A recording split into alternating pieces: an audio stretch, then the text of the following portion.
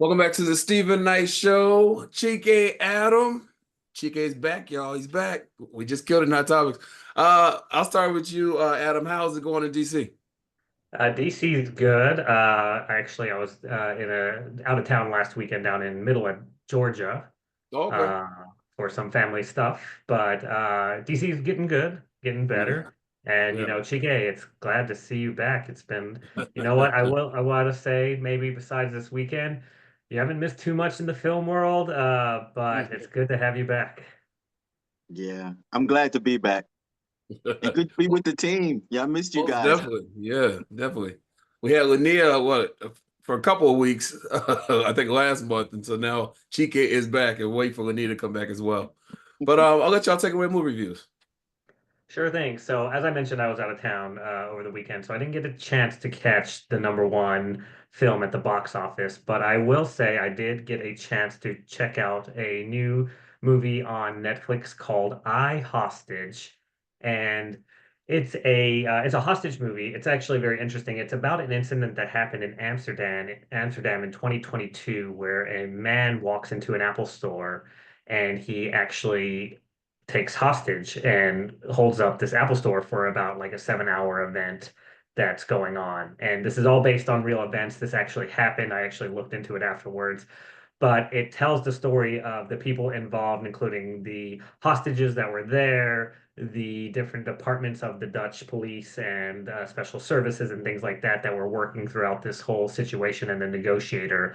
And it's a pretty cool story, I think. So I will say, since it's based on real events, the ending's not going to be super like dramatic or over the top. I mean, this is you can read about it right now to see what happened, but I think the director did a really good job of telling the story and like the tension involved, and really who this person was. And we don't really, without spoiling too much, there's a lot of mystery to him in the sense that like they don't even really know his true motives for this event, and everyone involved, and how those movies where the moments where you're sitting there in almost real time while something bad could happen at any moment.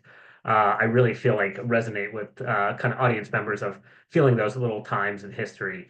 So definitely recommend it. Again, it's on Netflix. It's I watched it with the subtitles on, but I think they have an English version. But it's a Dutch film based on, again, real events that just happened recently. And yeah, I don't watch too many negotiator style movies or hostage situation movies. They do it in a lot of TV shows as well. But when done right, for example, The Inside Man with Denzel, like it's phenomenal. So again, looking for something different, you're looking for a kind of the different perspective. Again, you get the Dutch perspective. Definitely check this out.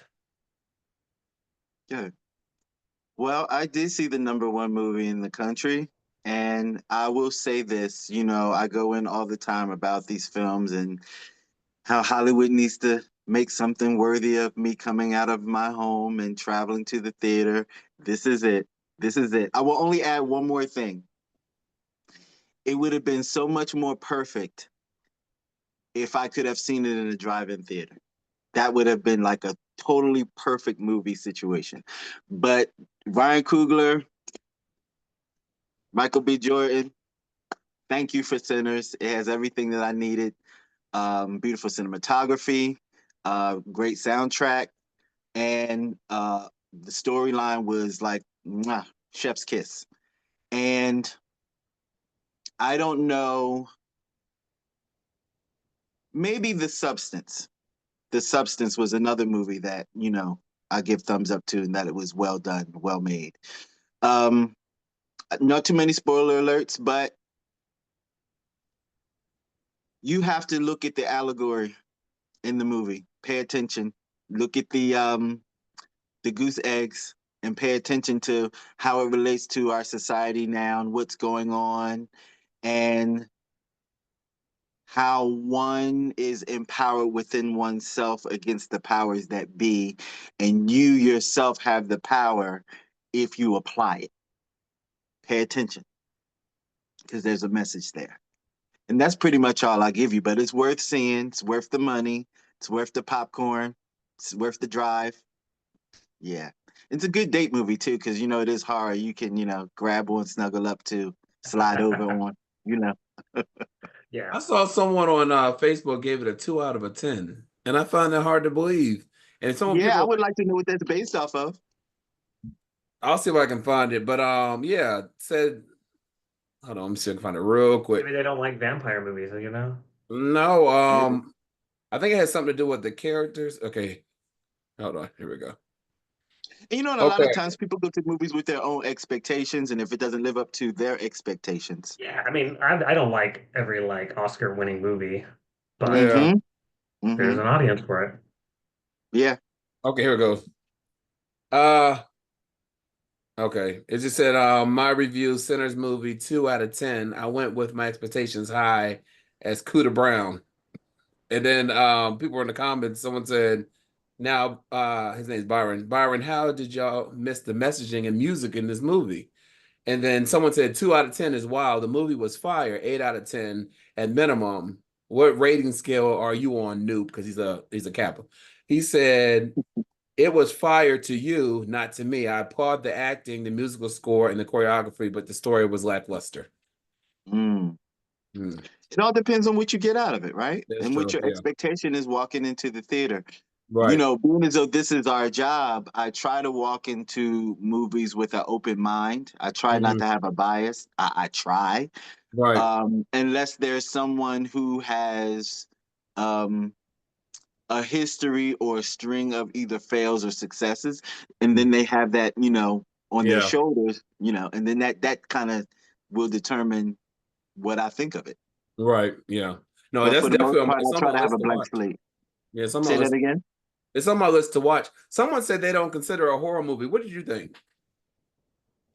I mean, technically it's dealing with vampires, so it is, Right. but it did give more elements of cultural spiritual. Okay. Yeah. But then again, you know, if you can catch the Easter eggs and understand the allegory of it all, it's Mhm. also political. Yeah. And horrifying, right? So Ah, full Right. yeah, circle. So, yeah. Yeah. yeah. You see anything else you get? Well, I did watch a documentary film. It's called The Bridge. It's on AMC Plus.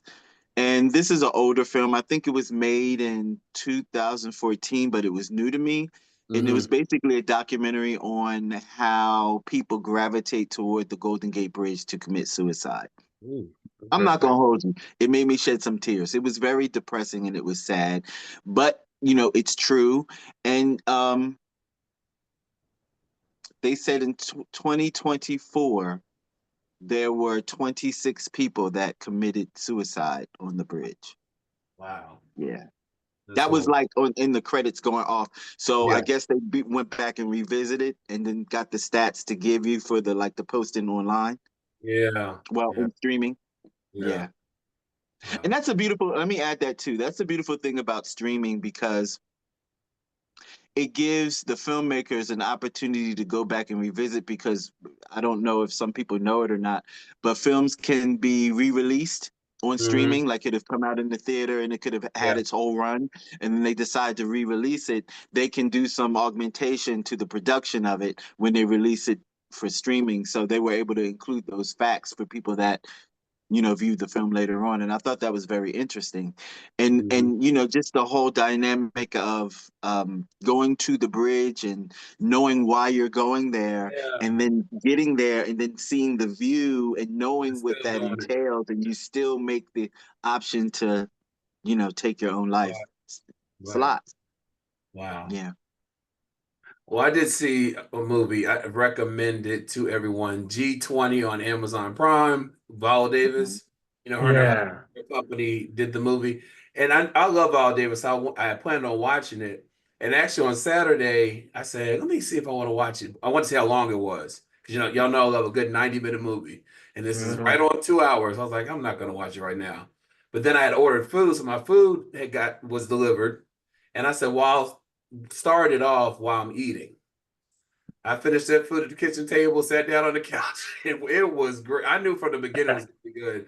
But it's about terrorists to take over the G20 summit, with President Sutton, that's Viola Davis' character, bringing her governing and military experience to defend her family, company, and the world. And her husband's played by Anthony Anderson, and she said that she picked him because he reminds her a lot of her husband, like his humor. And Marseille Martin, she plays her daughter in the movie. I mean, this movie, I didn't expect to be as good as it was. It was really good. It was really good. She's, she said that she shot it when she was 58, being an action, the action movie, the hero in the movie. And it's believable. It's not like she's doing things like jumping from the trees or jumping from like it's believable stuff she's doing. It was top tier. I was impressed. I was definitely impressed by the movie. So that's G20. Can we give a round of applause for Viola Davis, because she is tackling the action hero from a Black woman, angle. So shout out to Viola Davis for that. Absolutely. And then we had talked about it last week, the Pop the Balloon. So it's a YouTube series. They get millions of hits every time they drop an episode. And then I saw it on TikTok, where the premise is they have singles lined up. Everyone has a balloon, and then they bring out potential love interest. And so the thing is that the love interest can pop balloons with contestants, and the contestants can pop their balloons if they're not interested. And so it's it's gone, it's been very popular. So Netflix, they took it on, and Yvonne Ori is the host from Insecure. And so the first episode, I was telling Adam and our viewers last week that it sucked because they had Netflix reality stars, and you could tell they were there just for another reality TV. It wasn't like they were definitely looking for love. They were playing around, goofing. There was one guy, he got caught out for potentially saying something racist, whatever. So I plan on not watching. The ratings online were horrible. And then Saturday I was preparing for this week, and so I decided I'll watch it while I was doing that. And they had everyday people, and it was so much better. It was so much better. They had like 2 or 3 couples that came out of it. It was more diversified contestants. They thought that the first one they had whitewashed it a lot, but it was more diverse. You had some of everyone. And it was really good. I thought this one was, if you like the Pop the Balloon, like the series on YouTube, you'll like it if they keep it with that, with everyday people as opposed to reality stars. So I just wanted to say that because I did bash it up. And even when I was pulling up the details about it, everyone was talking about the first episode, the articles. But yeah, I thought it was really good. So Netflix every Thursday, and it's live. It's live.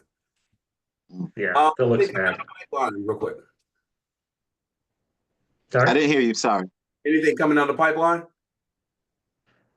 The only thing for me is we're getting into, and Chike, you missed the severance period, so I don't know if you had any thoughts about season 2 or watched it. But my Apple subscription's over, my free trial's over, so I'm not watching any other shows on it. But we're getting Last of Us season 2 and Andor season 2, and those are what I'm really looking forward to. So Last of Us, I haven't started yet. I will say kudos to 1923, which ended the 2nd season, which is the prequel to, well, one of the prequels to Yellowstone.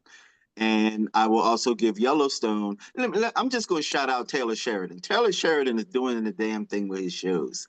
I love The Landman. I love Yellowstone. I love Lioness. Like anything that he puts out, I'm in love with it. He has a way of storytelling that's just unique to what's on streaming right now. So, yeah. Treat yourself to a Taylor Sheridan show. Well, thanks, guys, as always, for letting us know what to spend our time and money on, what not. And we're right back after this.